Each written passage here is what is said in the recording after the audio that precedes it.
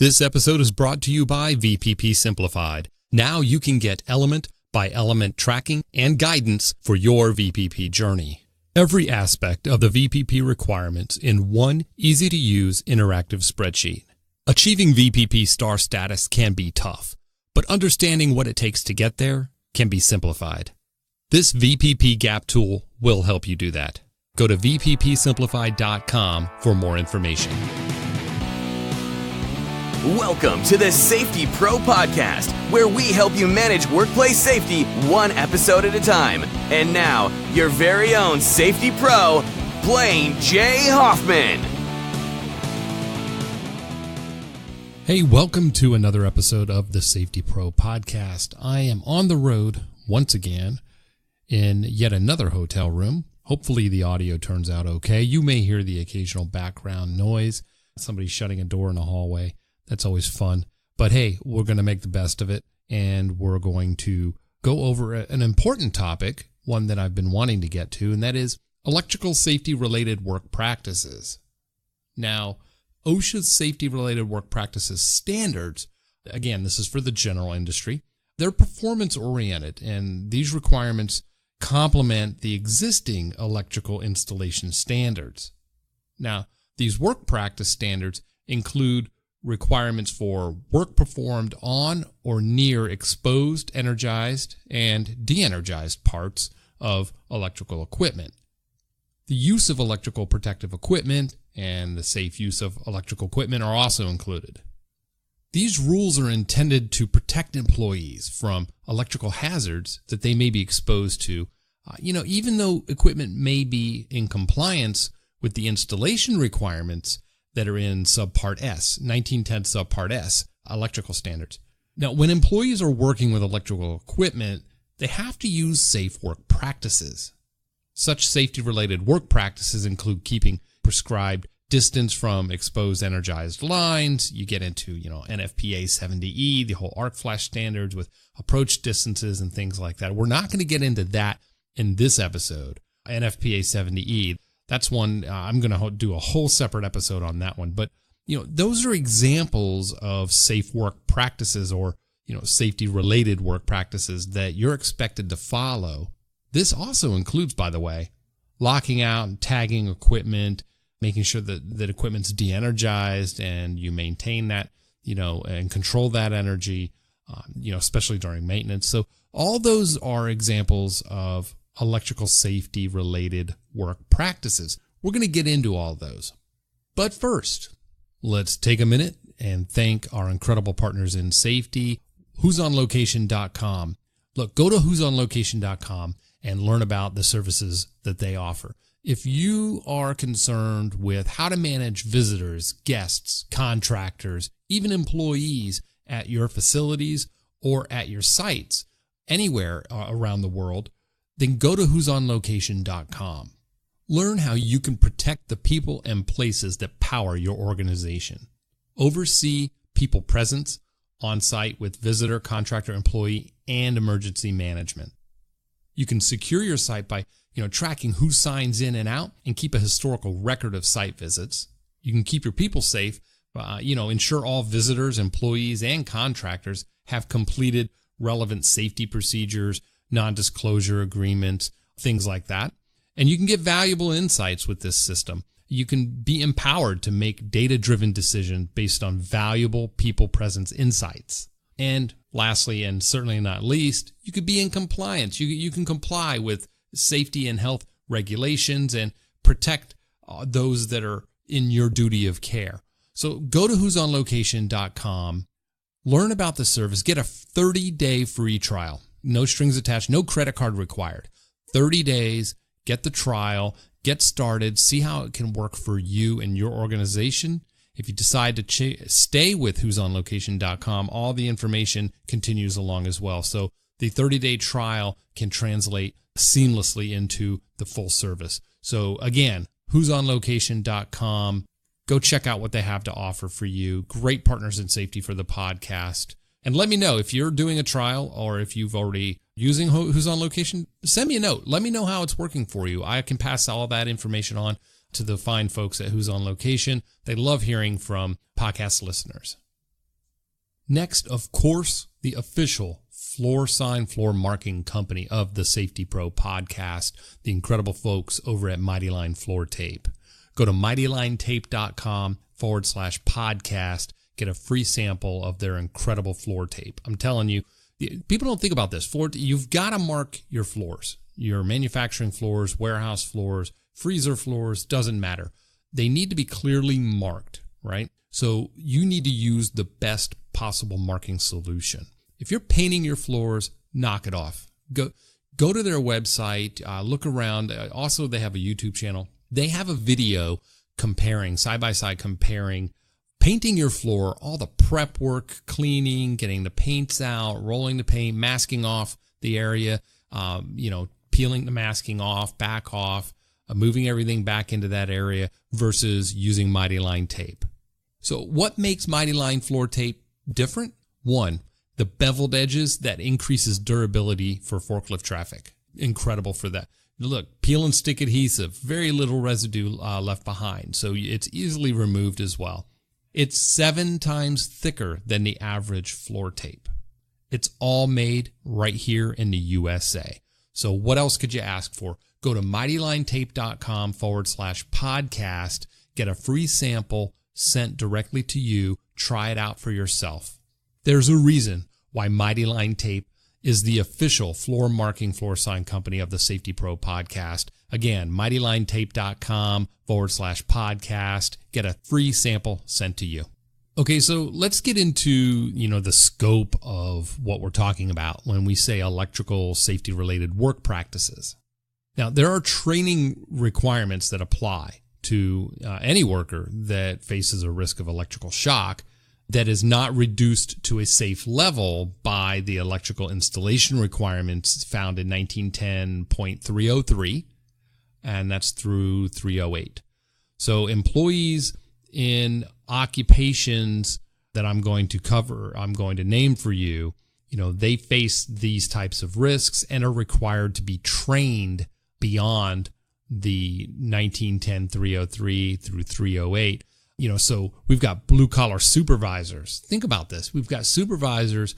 We have training for our maintenance technicians and maybe even some engineers. But, the blue collar supervisors, they often get overlooked. So don't forget those in the training requirements for safety related electrical work practices. Okay. What about electrical and electronic engineers?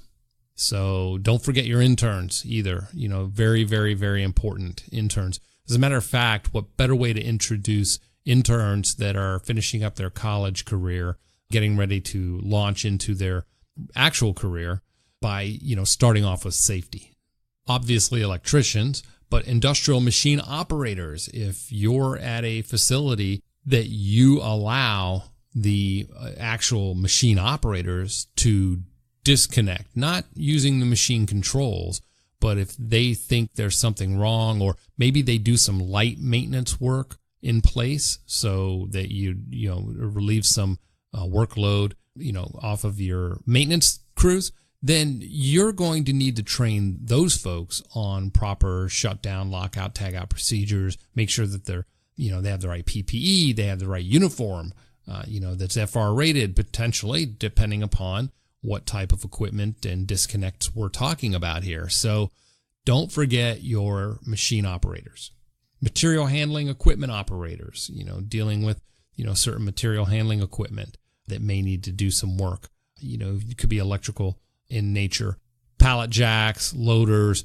but then you have these, especially in warehouses, you have these devices that are used that are built in and used similar to an overhead crane, so if they're going to be doing any kind of maintenance or inspections in those pieces of equipment, you're going to need to make sure they're trained as well.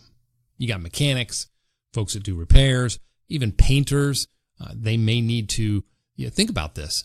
Painters have to remove light switch covers, panel covers, electrical outlet covers, 120 volts, right? More people are killed on 120 volts than any other voltage. So it's a combination of, it's the most common voltage that we're surrounded by, and that folks often have sort of this misconception that it's low voltage or lower voltage. I mean, it's 120 volts, right?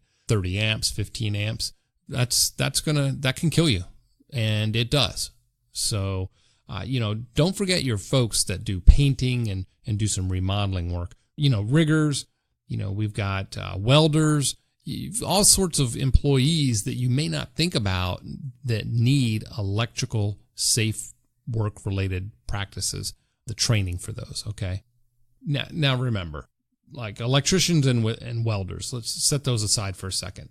But workers in the other groups that I mentioned, they don't need to be trained if their work or the work of those they supervise does not bring them or their employees they supervise close enough to exposed electrical parts or circuits operating at 50 volts or more to ground, okay? If they do work in proximity to that, then that is a hazard, an existing hazard, and you have to include them in that training. So bottom line is, like, do an assessment.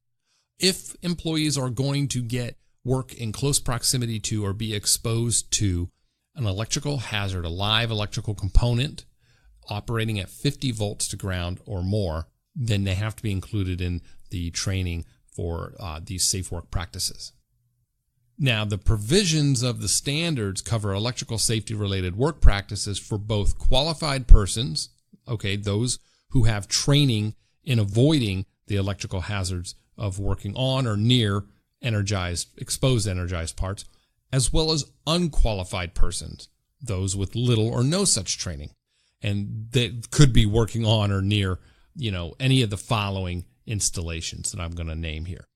Premises wiring. These are installations of electrical conductors and equipment within or on buildings or other structures, and they're on other premises like yards, things like parking lots, or other types of lots or industrial substations. So if you've got anybody working on or around premises wiring, what would be considered premises wiring, they would need to be included in this training. Wiring for connections to supply. These are installations of conductors that connect to the supply of electricity. Anybody working in or near or with those types of installations. How about other wiring? These are installations of any other outside conductors on the premises that if anybody is working with or around or exposed to those types of wiring, they're not covered and guarded, shielded appropriately, they need to be included in this training. But then you also have optical fiber cable. These are installations of optical fiber cable where they are made along with electrical conductors, something else to consider. So if you have folks working like maybe telecom, IT folks, things like that, there's another one I should have included in the group, IT professionals. They're up on a scissor lift, right? And they're up in the rafters in an industrial site. They're pulling IT cables and all this stuff. They could be exposed to bus bars up there. They could be pulling stuff around, working around cranes that are live. Just don't forget these folks. There's also covered work by unqualified persons, right? So those standards cover any work performed by unqualified persons that are on or near any of the following installations: generation, transmission, and distribution installations, right? Or distribution of electrical energy. And that includes communication and metering that are located in buildings used for those purposes or that are located outdoors. How about communication installations? Installations in vehicles. Think about ships, watercraft, railway, rolling stock, aircraft, automotive vehicles, other than mobile homes and recreational vehicles. Those folks could be exposed to electrical hazards and we don't even realize it. Keep in mind, if a qualified person is performing work near one of those three types of installations I just named, and the work is not actually being done on or directly associated with the installation, then that work is covered under the safety-related work practices. So safety-related work practices for electrical, they're found in 29 CFR 1910.331 through 335. And there are some definitions that they list in that standard that you may need to be familiar with. One, barrier. That is a physical obstruction intended to prevent contact with equipment or live parts or to prevent unauthorized access to a work area. De-energized. I often find that folks think they know what de-energized means, but there's a misconception about it. So according to OSHA, the definition is free from any electrical connection to a source of potential difference and from electrical charge. That is what OSHA considers de-energized. There's also disconnecting means. That is a device or group of devices or other means by which the conductors of a circuit can be disconnected from their source of supply, physically disconnected. Not just switched off, but it's still physically connected like a light switch. It has to be physically disconnecting. Energized is electrically connected to a source of potential difference. That is considered energized. Exposed, as applied to live parts, means capable of being inadvertently touched or approached nearer than a safe distance by a person. It is applied to parts not suitably guarded, isolated, or insulated. So anytime you have those, you have an exposure. Live parts, those are energized conductive components of any machine or equipment. And then, of course, I touched on this earlier, qualified persons. That is one who has received training in and has demonstrated skills and knowledge in the construction and operation of electrical equipment and installations and the hazards that are involved. So let me run down the summary of requirements for this section. Now, in general, the standard requires covered employers to provide appropriate training to both qualified and unqualified employees. You have to determine who they are. Go back to what I said earlier. Do a hazard assessment. Talk to those that perform work. Do job observations. Make sure you understand what your employees have to do. Also, provide effective safety-related work practices to prevent electrical shock. Your policies and procedures should reflect some of the requirements found in this standard, some of the ones I'm going to be talking about. You can incorporate those into your safety manual. De-energize live or energized parts operating at 50 volts or more before employees work on them. So make sure you review your lockout tagout procedure and policy to make sure you at least incorporate this in there. Provide suitable safety-related work practices for employees working on energized parts. So have a energized or live work permit process. Make sure they have the adequate PPE and training that they don when working on or troubleshooting live parts. And remember, the PPE has to be at a level that if they put the PPE on, it's to the level that that would be similar to if it were de-energized. Does that make sense? So you don't just put on safety glasses and some, nitrile gloves, when working on something live. It may require, an FR-rated suit and face shield and insulating gloves. So make sure you do your research on this part. If employees are going to work on live parts because it's absolutely necessary, if you do have to work on something live for troubleshooting, you have to don PPE. So don't skip that part. Treat de-energized parts that have not been locked out or tagged as they were energized. That's something you should always include in your training and your policy and procedure. Place a lock or a tag, or actually both, on parts of fixed electrical equipment, their circuits that have been de-energized. That's something you're definitely going to want to do. Maintain a written copy of lockout tagout procedures. Has to be documented. Determine safe procedures for de-energizing circuits and equipment. Get with your engineers, your maintenance, and also get with the manufacturer of all this equipment, because they're going to have specific procedures on how you shut this stuff down and work on that. Also covered how you're going to release stored electrical energy, which may endanger personnel. Things like capacitors that hold energy, pressure, steam, hydraulics, even gravity. Okay, that gets us to the next one: a block or relieve stored non-electrical energy in devices that could re-energize electrical circuit parts. So Make sure you cover all these in your lockout tagout procedure, your work practices, general policies and procedures for the site. Place a lock and tag on each disconnecting means used to de-energize equipment. And if you can't physically lock something out, again, OSHA says if it can be locked physically, you're expected to. Some folks just try to throw a tag on there, right, with a zip tie. But make sure a tag is used when it's used without a lock, that it's supplemented by at least one additional security measure that provides a level of protection equal to that of the use of a lock. And a lock is, let's go the other way. A lock may be used without a tag if only one piece of equipment is de-energized and the lockout period does not extend beyond the work shift, and employees exposed to the hazards of re-energizing the equipment understand this procedure. So, rule of thumb, if you throw a lock on something, you better have a tag on it identifying who the individual is and the work that's being done. Also, make sure that you only have the lock and tag be removed by the employee who applied it. So that's key.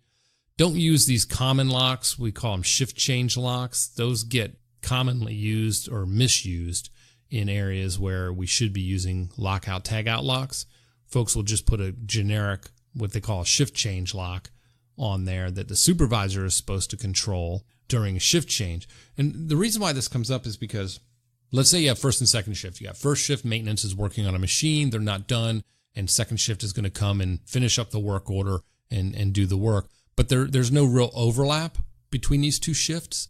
So what will happen is a supervisor will come along and put his or her shift change lock or supervisor lock on the machine, and then the first shift maintenance technician splits, takes their lock off, goes home, and then second shift comes and puts their lock on. And what you're supposed to have is a actual physical handoff of that energy, of that lockout.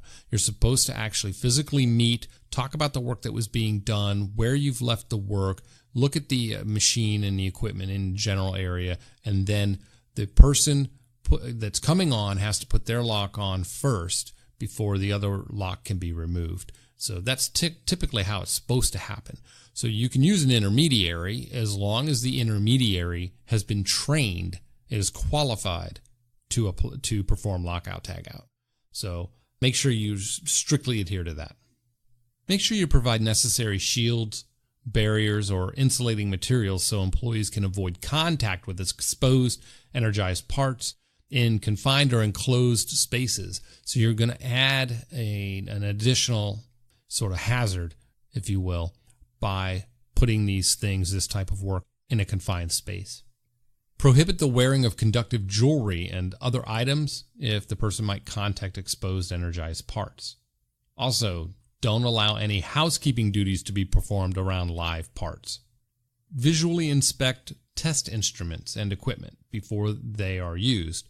So, and of course, it goes without saying, don't use defective equipment, but have all of your voltage meters and everything, have them tested and certified.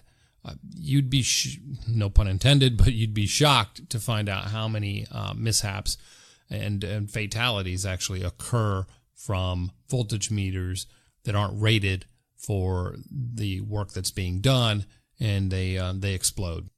Maintain all PPE and other tools in a safe, reliable condition, and inspect or test periodically. So PPE is important. Make sure they have a safe place to store the PPE, and make sure you get a PM schedule set up to inspect and have those tested, especially dielectric gloves or insulating gloves. Have those tested. There are testing, facilities that will do those. A lot of shops just find that every 6 months they just buy a new pair of gloves for one or two maintenance folks. If you don't have a large crew, it's cheaper to just buy them every 6 months instead of sending them off to be tested. Always require guarding to be put back in place, when normally enclosed live parts are exposed for maintenance or repair. Make sure when everything's done, you put everything back together before you take the locks off. Make good use of safety signs, symbols, or accident tags as needed to warn other employees about possible electrical hazards. You don't know how many times I've come around a corner in my career. I've come around a corner, walking through a shop, and there's just a panel open. and clearly there's a tool bag on the floor, and maybe the electrician or the maintenance worker had to go get something. They just left it. No guard, no barrier, nothing. So, make sure you do that. So use barricades in conjunction with safety signs when necessary. Also, put an attendant out there to warn, of danger if signs or barricades aren't enough, or if you're going to leave it unattended, have somebody there, have an attendant there to make sure nobody gets into that area. Look, I wanted to get a quick one out to talk about safety, electrical safe work practices. This is something that that'll open up the door to get into NFPA 70E and some other type of work practices that we can get into. But look, it was a quick rundown on electrical safety related work practices. Let me know what you think. Let me know if you've got all these things covered in your safety manual, policies, and procedures. Hopefully it's at least given you an idea of maybe there's some other folks that work for you that need electrical safety training that maybe weren't included in your original training. So go out, do the hazard assessment, conduct some job observations, ask maintenance folks, what types of work they do on machines and equipment. Ask operators what types of, maintenance they do on machines and equipment. You might be surprised. So, that'll help strengthen your safety training program, and you can include more of these items in that training. So, hey, shoot me a message, info@thesafetypropodcast.com. You can also go to thesafetypropodcast.com, see the full list of, electrical safety related work practices that OSHA calls out. I'll have them posted there. They're also in the show notes. Be sure to visit our partners in safety, who'sonlocation.com and mightylinetape.com/podcast. Let them know that we sent you. And until the next Safety Pro podcast episode, probably from the road again, yet another hotel room. But hey, until then, be safe.